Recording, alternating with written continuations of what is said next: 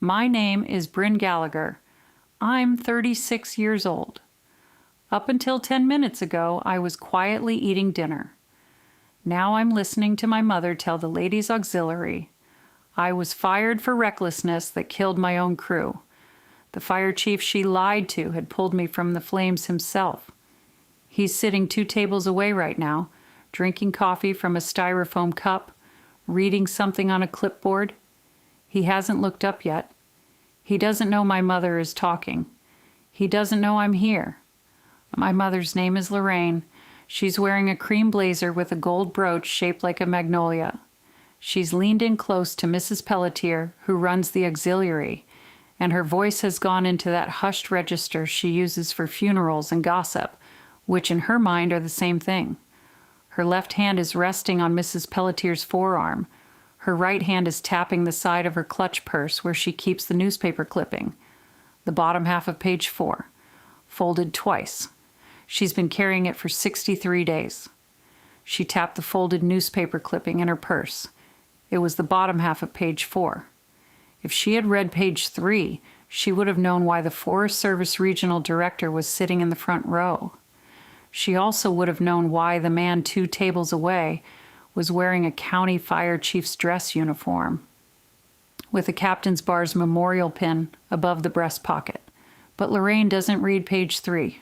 Lorraine reads what confirms her. I'm going to tell you how I got to this table. Then I'm going to tell you what my mother is about to say out loud in front of 9 women in pastel cardigans on day 28 of a 30-day credential. Hold the Forest Service Regional Office put on me because she wrote them a letter. 14 months ago, I was lying face down under an aluminized fire shelter in the Cascade Range, while the air around me reached temperatures that melt the rubber off a radio mic. I know it melts the rubber off a radio mic because I watched it happen on my own handset, 6 inches from my face. The sound a wildfire makes when it crowns over a ridge and runs is not a roar. People say roar because they don't have a better word. It's the sound of a freight train if the freight train was also a vacuum cleaner the size of a county. It pulls the oxygen out of the air before it gets to you. That's what kills you first, usually, not the flame.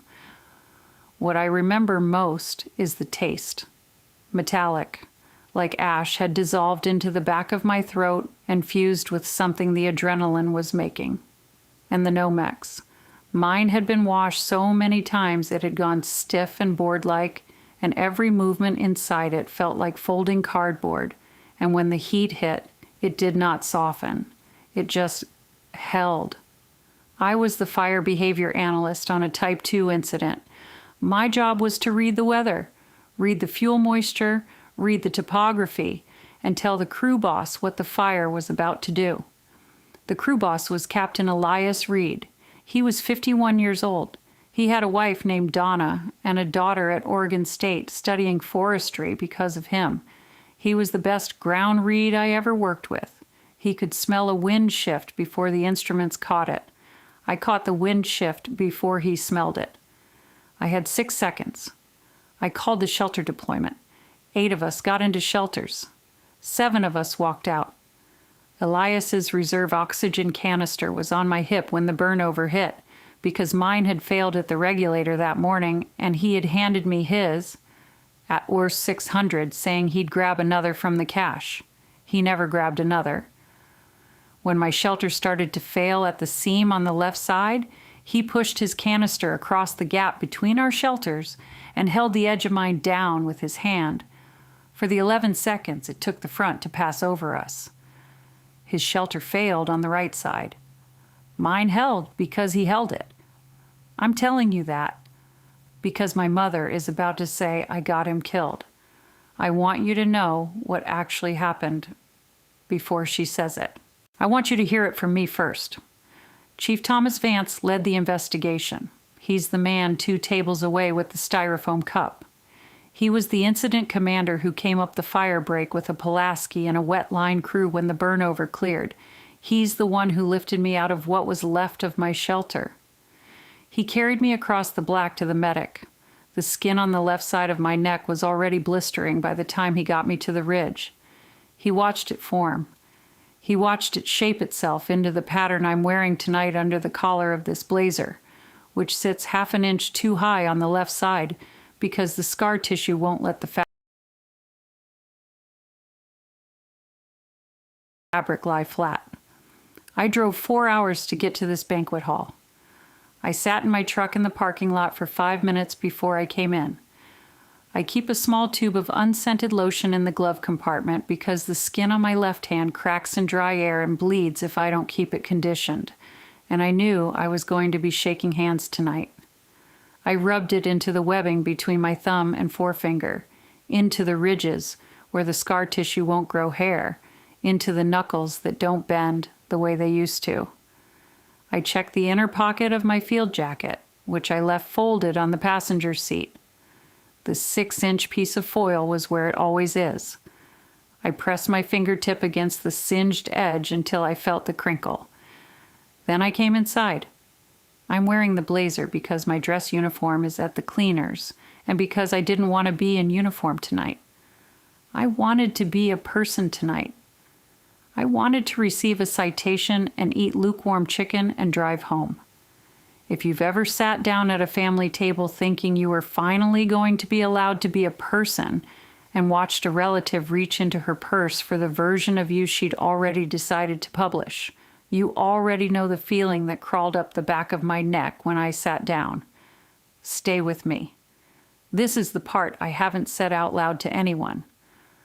My mother filed a citizen's demand for investigation with the Forest Service Regional Office 63 days ago. She attached the bottom half of page 4. She wrote, in her own handwriting, that her daughter's mental instability and demonstrated recklessness had resulted in the death of a fellow firefighter and that her analyst credentials should be suspended pending a competency review. She copied the pastor at First Methodist. She copied 2 of my cousins. She copied my new supervisor, Dave Evans, who has known me for 9 weeks and who had to read a letter from my own mother before he'd finished learning how I take my coffee. The regional office is required by policy to respond to a citizen complaint. They put my analyst credentials on a 30-day administrative hold while they reviewed the file. Today is day 28. Dave Evans is sitting in the front row of this banquet hall because the regional director asked him to. The regional director is sitting 3 seats down from him because he is presenting a valor citation tonight to an analyst whose mother told him in writing she was a danger to the public. He is going to clear me on Thursday. I know this because Dave told me in the parking lot quietly before I came in. He said, "Bryn, it's done. The letter is going in the round file. I just need you to get through tonight." He squeezed my right shoulder. He didn't touch the left one. He's a good supervisor. I sat down at table 6 with my back to the room because the heat lamps over the buffet were warming the left side of my neck, and the pulling sensation was making me press my thumb into my left hand harder than I wanted to in public. My mother was already at the table. She had arrived an hour early. She had introduced herself to every woman at the table as Bryn's mother, the one from the Cascade Fire, the situation. She'd been working the table for 40 minutes before I sat down. She didn't stand up when I arrived. She angled her body toward Mrs. Pelletier and said, without turning her head toward me, "There she is. We were just talking about you." Mrs. Pelletier's smile was the smile of a woman who had been served information she didn't ask for and didn't know what to do with. I said, "Hello, Mom?" I said it to the back of her head because she didn't turn. I had to turn my whole torso to address her because I can't turn my neck to the left past about 15 degrees before the scar tissue catches and pulls. I moved my chair. I sat. I pressed my right thumb into the cracked skin at the base of my left thumb until the small, bright ache gave me something to hold. My mother adjusted the centerpiece. It was a small arrangement of dried wheat and a tea light. She moved it 3 inches to her right, which put it directly in my sight line of her. She does this. She arranges objects so that you cannot look at her without looking through something she chose. She said, "Bryn, Mrs. Pelletier was asking about your work." I said, "I'm an analyst with the Forest Service. I do fire behavior modeling." Mrs. Pelletier said, "Oh, that sounds important." My mother said, in the hushed voice, the funeral voice, "Well, it was important." Mrs. Pelletier's smile tightened. My mother reached into her clutch. She brought out the clipping. She unfolded it once, then twice, and laid it on the white tablecloth between the breadbasket and the butter dish. The bottom half of page 4. I could see the headline from where I sat, upside down. "Cascade Burnover claims veteran captain." She did not look at me. She looked at Mrs. Pelletier. She said, "I'm only telling you because someone has to. The family has been protecting her, but the truth is the truth." I pressed my thumb harder into my left hand. I felt the seam of the scar split just slightly, the way it does when the air is dry and I've been clenching. A small wet warmth at the base of my thumb. I covered it with my napkin. My mother tapped the clipping twice with her index finger. She raised her voice just enough that the two women on the other side of the table stopped their conversation. Mrs. Halverson, Mrs. Doyle. Both of them turned. Chief Vance, 2 tables away, had not yet looked up from his clipboard. My mother said it, the way she'd been rehearsing it for 63 days, loud enough for the auxiliary, loud enough for Mrs. Halverson and Mrs. Doyle, loud enough that the woman pouring water at the next table paused with the pitcher tilted. "You got a man killed and they gave you a ribbon for it. It's a disgrace to the county." The ice in the water pitcher settled. Somewhere behind me, a fork hit a plate. I did not turn my head. I shifted my whole body forward instead.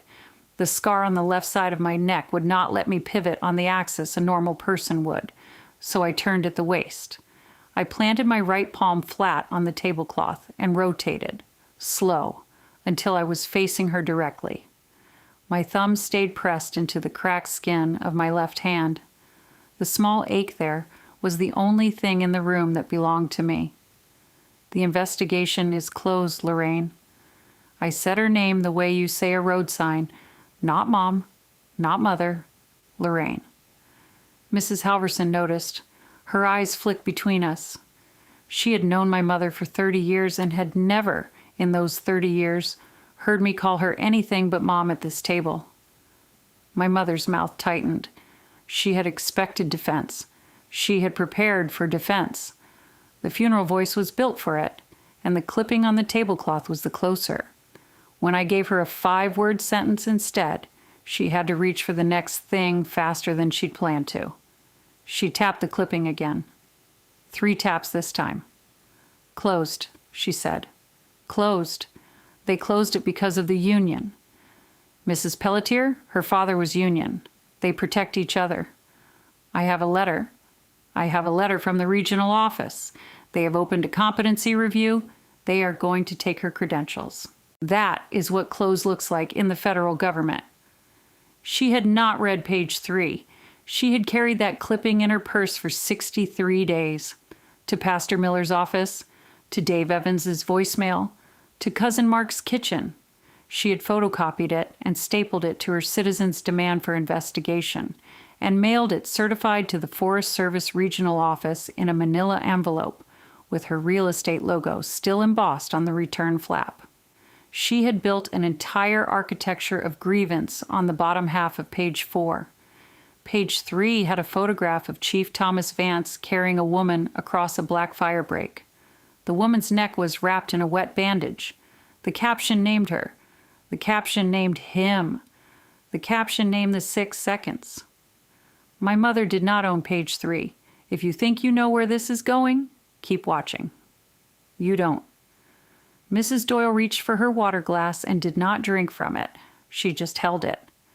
Mrs. Halverson set her fork down on the edge of her plate very deliberately, tines pointing away from my mother. I did not say anything else. I had given her 5 words and she had spent them.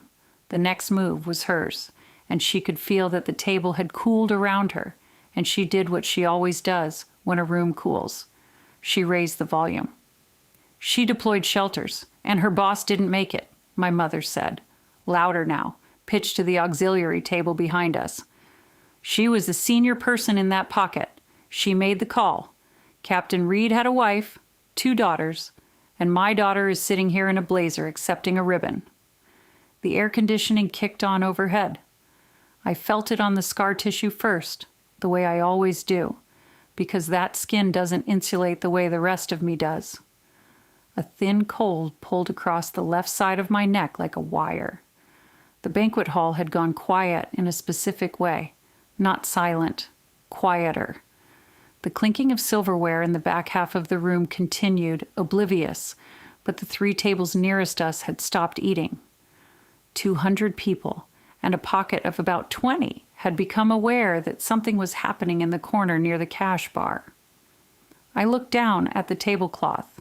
The fluorescent lights hummed above the drop ceiling, a low electrical buzz I had not noticed until just now. The carpet under my chair was a maroon and gold paisley, worn thin in a track between the kitchen doors and the head table. Someone in the kitchen dropped a stack of plates, and a server laughed. The chafing fuel under the carving station gave off the faint chemical sweetness of burning gel. Stale coffee from the urn in the back. Lemon polish from the wainscoting. I pressed my thumb harder into my hand and let the ache sit. I was not going to defend Elias to her. I was not going to tell this woman in her good earrings about the wind shear. I was not going to describe the sound the radio mic made when the housing melted around the transmit button, or the way Elias had looked at me across 2 feet of cleared ground and made the decision for both of us about whose reserve went where. I was not going to give her any of that. She had not earned a single syllable of it. 2 tables away, Chief Thomas Vance set his pen down on his clipboard. I did not see him do it. I heard it. A dress uniform makes a particular kind of sound when the man inside it shifts his weight, and the pen made a small wooden tap against the clipboard's edge, and then the chair legs scraped back against the paisley carpet. The boots came next. Chief Vance is a heavy man. Not fat, built. He carried me across a fire break that had been bulldozed 40 minutes earlier, and the soles of his boots had cooked through to the inner shank by the time he set me down on the other side. He still wears the same brand. He told me once at a debrief, in the only personal sentence I'd ever heard him say, that he didn't trust new boots. The boots crossed the carpet behind me. 1 thud, 2, 3, 4. He was not hurrying. He was walking the way a man walks when he has already decided what he's about to do and is just covering the distance required to do it. My mother heard him too. She did not turn. Her eyes flicked up, registered the approach in her peripheral vision, and stayed locked on me. She was still inside her sentence. She still believed her sentence was the loudest thing in the room. He stopped at our table. He did not look at Lorraine. He did not greet Mrs. Pelletier or Mrs. Halverson or Mrs. Doyle. He did not pull out the empty chair across from me. He stood at the corner of the table where my mother's clipping lay, and he looked at the left side of my neck. He looked at it the way a man looks at a thing he remembers building. Then he raised his right hand, palm down, and traced a line in the air about 6 inches from my skin. The line his finger drew was not a straight line. It curved, and then it jagged, and then it curved again, the exact shape of the blister pattern that had crawled up from my collarbone to my jaw in the 73 seconds it took him to get me across the black. He said, quiet, conversational, the volume of a man ordering coffee, 3rd-degree thermal. I watched that skin peel back when we crossed the fire break. Mrs. Halverson made a small sound in her throat. My mother's mouth opened, just slightly. She was still inside her last sentence. Her brain had not yet caught up to the fact that a man in a county fire chief's dress uniform was standing at our table, tracing the shape of a scar he had personally witnessed form. Chief Vance reached into his breast pocket. He pulled out a folded sheet of cream-colored paper, the Forest Service seal at the top, the Department of Agriculture seal beneath it, 2 signatures at the bottom. I had a copy of the same document in a file box in my apartment, and I had not been able to look at it since the day it arrived. He unfolded it once. He did not unfold it twice. He held it open at half fold, the way a man holds a hymnal he already knows by heart, and he turned, finally, to my mother. "Mrs. Gallagher," he said, "I'm Tom Vance. I'm the county fire chief. I led the investigation into the Cascade Range entrapment of August 14th. I was the incident commander on the extraction. I'm here tonight to present your daughter with the Department of Agriculture citation for valor." My mother's hand moved an inch toward her clipping. Then it stopped. "I'd like to read you something," he said. He did not wait for her to agree. At approximately 14:47 hours, Analyst Gallagher, deployed forward with the Hollister Hotshots in an observer capacity, identified a pyrocumulus collapse signature and a wind shear reversal that had not yet registered on the incident meteorology feed. She radioed the warning to Captain Elias Reed at 14:48. The window between her warning and the burnover was approximately 6 seconds. In that window, Captain Reed ordered shelter deployment. Analyst Gallagher deployed her own shelter and assisted Captain Reed with his when his deployment failed due to a torn corner seam. He paused. He did not look up. Captain Reed's shelter integrity was compromised. Analyst Gallagher transferred her supplemental oxygen reserve to Captain Reed at 15:01 hours. Captain Reed expired at 15:14. Analyst Gallagher remained in position, maintaining radio contact with command until extraction at 15:31. He folded the paper back to half. He looked at my mother now, really looked at her. The way he had looked at the fire on August 14th, which is to say without any expression at all. "Lorraine," he said. He used her first name, and it landed like a slap. "Lorraine, the only reason your daughter isn't sitting in a pine box is because she correctly calculated a wind shear shift and deployed shelters with 6 seconds to spare. She didn't kill her boss. She held his hand while he burned. And the ribbon you're so offended by is the 3rd highest civilian award the Department of Agriculture issues." He set the citation down on her dinner plate. It covered her bread roll. The cream paper absorbed a small ring of butter at one corner, and nobody, including my mother, moved to lift it off. Mrs. Pelletier had both hands in her lap. Mrs. Halverson had turned her chair. Not far, 2 inches. Just enough that her shoulders no longer squared to my mother's. Mrs. Doyle was already turned further, her water glass still untouched in her hand. I shifted my torso again and faced my mother directly. She was not looking at the citation. She was not looking at Chief Vance. She was looking at me. And for the first time in my adult life, I watched her search my face for something and not find it. "I didn't survive because I was reckless," I said. My voice was lower than hers had been all night. I did not need volume. The room had given me the volume for free. "I survived because Elias gave me his oxygen reserve. Don't you ever use his death to make yourself interesting?" She opened her mouth. The letter from the regional office said, "You asked the regional office to strip my credentials, Lorraine. You never asked how I got out of the woods." The clipping was still on the tablecloth. The citation was still on her plate. The butter ring was widening into the seal of the Department of Agriculture. From the front of the banquet hall, near the head table, a man in a charcoal suit stood up.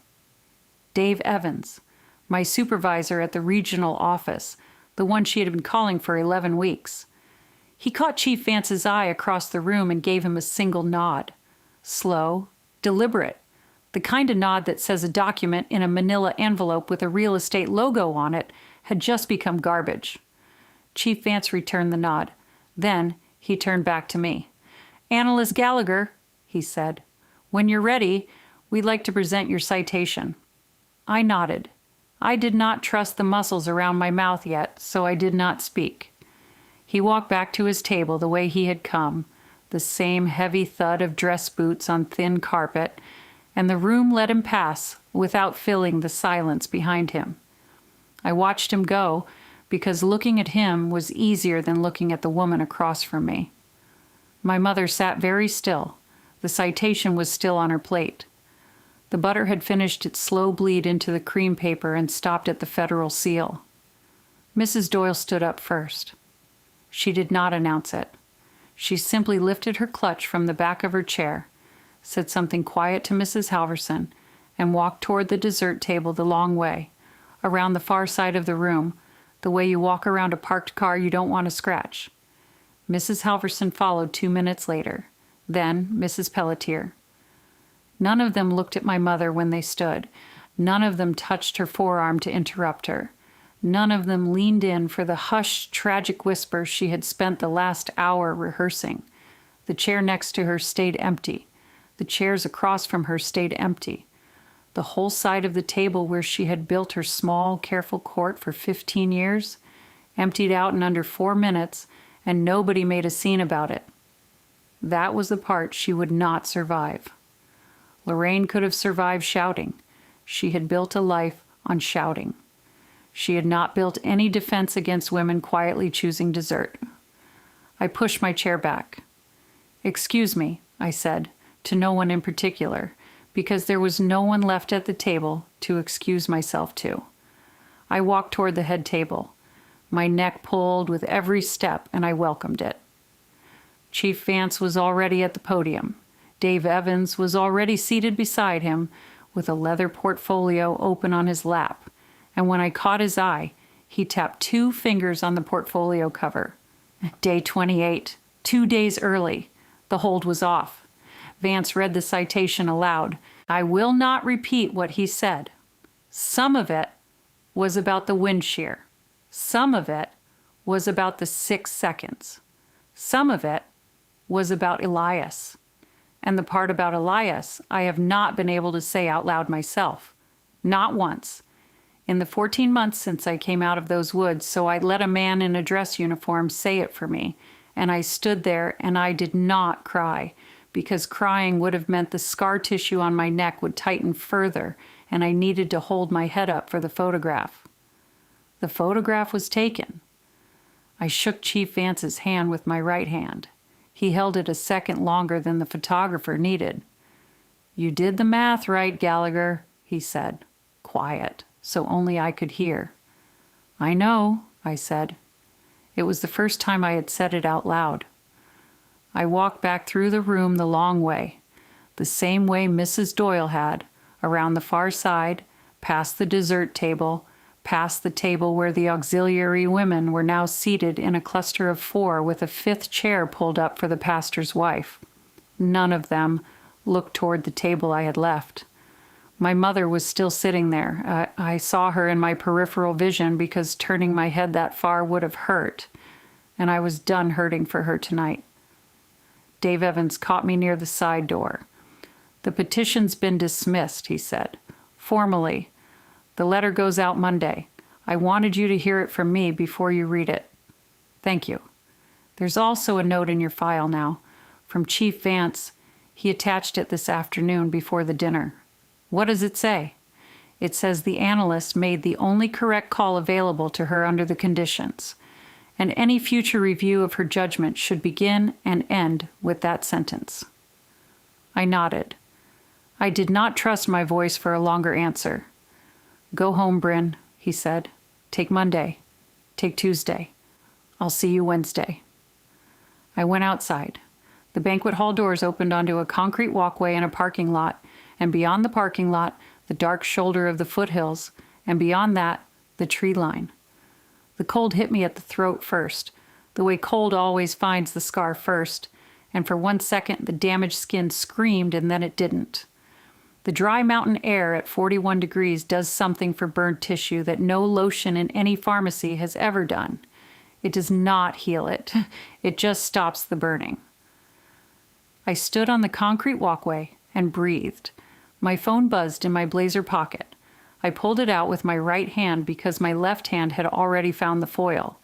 I'd retrieved the jacket from my truck on the way out, and my fingers were already working the inner pocket. The text was from Mark. I didn't know. I should have called. I read it twice. I stood there in the cold with my thumb hovering over the screen, and I thought about all the voicemails I had left him in the months after the burn over, when I could not sleep and could not eat, and the only person in the family who had ever made me laugh as a kid was my cousin Mark. And he had stopped picking up because his aunt had shown him the bottom half of page 4 and told him a story, and he had chosen the story over the 7 voicemails. He had chosen it because the story was easier.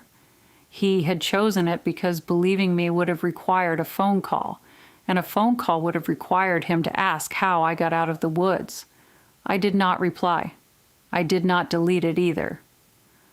I locked the screen and put the phone back in my pocket and left him to sit with the message unread on his end. The little gray check mark of his confession floating in the silence I was not going to fill for him. The door was not slammed. The door was not open. The door was a thing he would have to knock on properly the next time, and I was not going to make it easy.